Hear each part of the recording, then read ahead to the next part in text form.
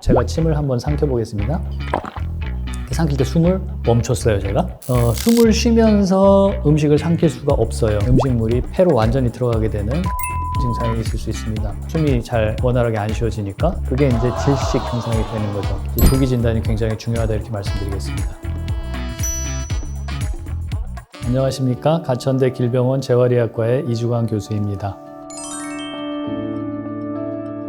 삼킴이라는 거는 우리가 음식물을 입으로 받아들이고 적당히 씹은 다음에 그거를 목으로 넘겨서 식도를 통과해서 위장까지 이르는 과정을 일컫는 말입니다. 삼킴 장애라고 하는 거는 이런 삼킴 과정에 어느 단계든지 문제가 생기면 그걸 삼킴 장애라고 부릅니다. 입으로 받아들여서 음식을 씹는 과정, 구강기에서 문제가 생기면 이제 구강기의 삼킴 장애, 목구멍을 꿀꺽 넘어가면 이제 요 목 부분이 이 과정에서 문제가 생기면 인두기 삼킴 장애, 식도에서 위장까지 이르는 과정 중에 뭔가 또 문제가 생길 수도 있습니다. 이제 식도기 삼킴 장애, 식도기 연화 장애가 되겠습니다.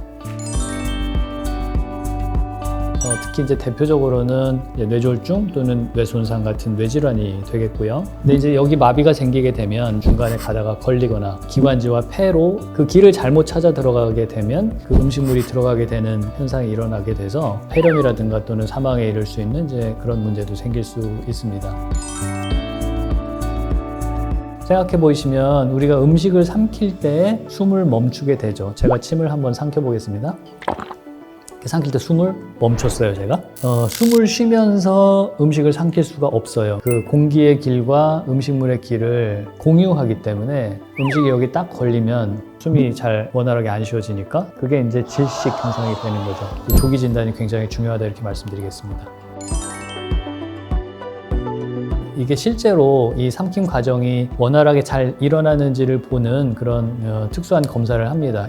비디오 연화 조형 촬영 검사라고 하는 거를 진행을 하게 되는데요. 조영제를 탄 약품을 좀 준비를 합니다. 또 음식 자체에다가도 조영제를 타면 그게 엑스레이에서 보이게 되거든요. 이제 그거를 직접 드시게 합니다. 그러면 이렇게 삼키는 과정이 음식이 내려가는 경로를 통해서 잘 내려가는지 그 과정에 어떤 문제가 있는지를 생생하게 볼 수 있습니다. 또 한 가지 방법은 내시경을 통해서 코로 이렇게 내시경을 안쪽까지 넣어서 색깔이 있는 음식물 주스 같은 거를 삼키게 하면 이렇게 음식물이 내려가는 과정이 내시경을 통해서 관찰을 합니다. 두 가지 검사가 가장 대표적인 진단 검사가 되겠습니다.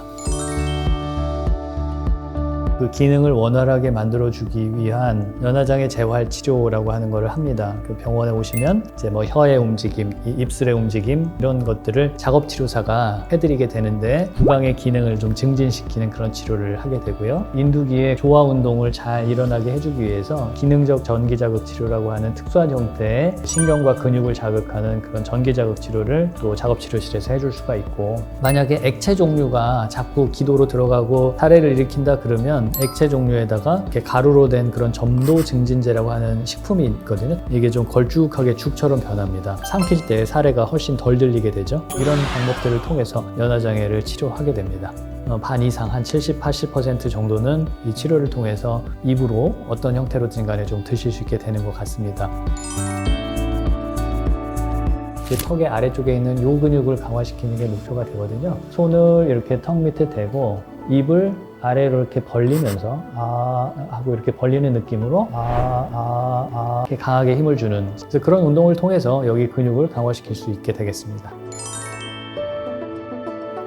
어르신들 같은 경우에 이제 음식을 먹다가 사례가 들려서 기침을 하시거나 이렇게 되잖아요. 대개들 어떻게 하시냐면 물 한 모금 드세요. 액체 종류가 특히 더 기도 흡인이 잘 일어나거든요. 굉장히 잘못하고 계시다, 이제 이렇게 말씀드릴 수 있습니다. 그런 음식을 좀 부드럽고 좀 자극성이 적은 액체가 많지 않은 죽 같은 이제 그런 종류의 음식들을 드리면 좀 더 안전하고 편안하게 식사를 하실 수 있겠습니다.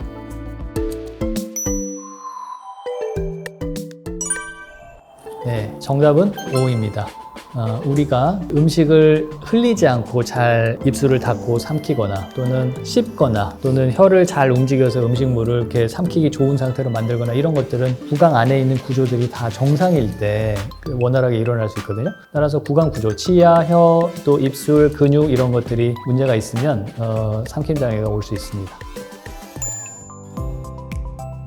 삼킴장애, 연화장애는 그 노령화 사회가 되면서 노인 인구가 자꾸 증가를 하게 되니까 점점 늘고 있습니다. 질환이 없는데도 불구하고 먹을 때 사례가 자주 걸린다든가 계속 가래가 좀 끓는 소리가 난다든가 음식이 목에 걸리는 증상들을 호소하신다든가 이게 연화장애, 삼킴장애가 아닌가 의심을 해볼 수 있기 때문에 전문의를 좀 찾아서 한번 진찰을 받아보시기를 원합니다. 그 다음에 부드럽게 삼키기 좋은 그런 형태의 음식 위주로 좀 드리는 것도 많이 도움이 될 것 같습니다.